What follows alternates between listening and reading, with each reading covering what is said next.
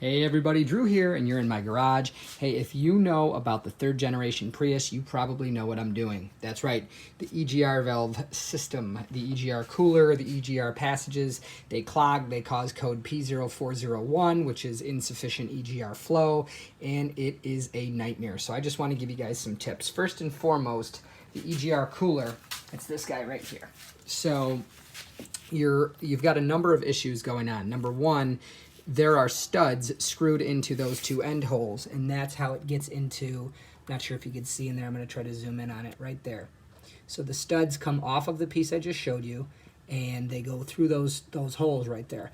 Well, when you go to pull it out this way, as you know, that's how you would pull studs through those holes, you've got two studs going the other way, and then your actual EGR valve has a huge long stud, this guy right here, going through it.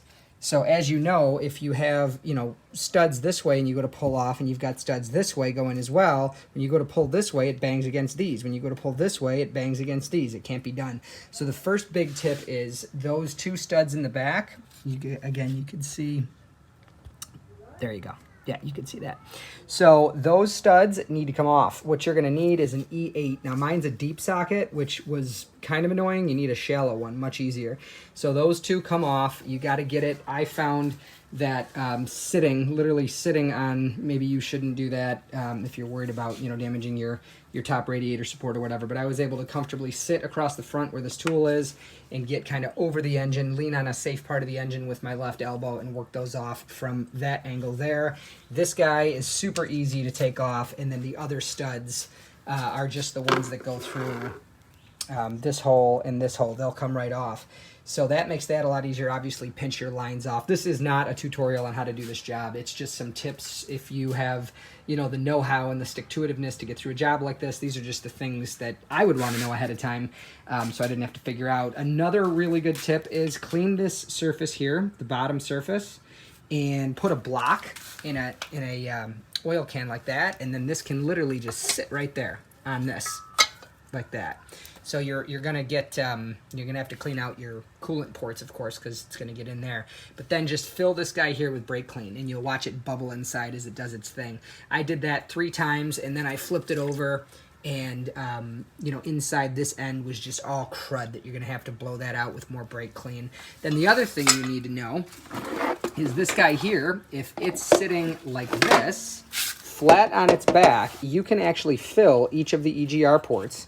Or in theory, you just fill one of them and they'll all kind of backfill, and they can soak. So what I did was I filled those, let them soak a number of times, poured it out. As you can see, it's like darker than coffee.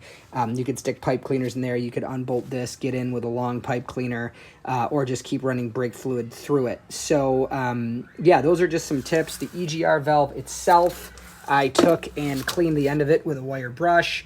I'm kind of suspecting that I might have an issue with this one, so I'm trying to clean it as good as I can at the risk of possibly damaging it. And by the way, that's where that big long stud goes.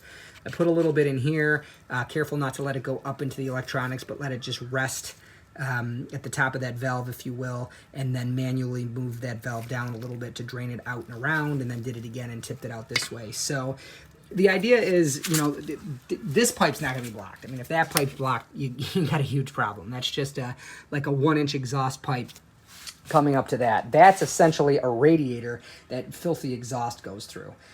These issues compound on themselves because these cars, they're known to burn a little bit of oil, and what they can do is atomize the oil, and it'll come through the PCV valve and put a little bit of it. This actually rides in the car this way.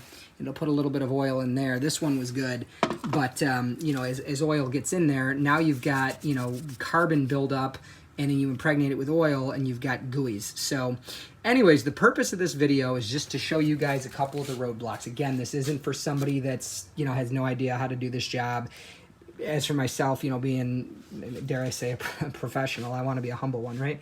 But I'm able to just dive into jobs, and the first time I ever did this, I just dove into it, right? But there's some things I learned that I would want to know before I did. So this video is for somebody that's proficient under the hood, just to give you some tips. So if that's you and it was helpful, please give it a thumbs up. If you found it entertaining or informative, also please give it a thumbs up. And hey, this channel is all about finding easier, more effective, and efficient ways to do things without cutting quality of the repairs. So if that's something you're into, check out some of the other videos and definitely subscribe. There's a lot of Prius content on here, and we also import cars from Japan and work on classic cars. Soon here, we're going to be doing a whole series on building a 1954 Chevy truck that'll look bone stock but be, you know, daily drivable with modern running gear and all that cool stuff. So if that's stuff you're into, definitely subscribe. And hey, God bless you. Thank you for watching.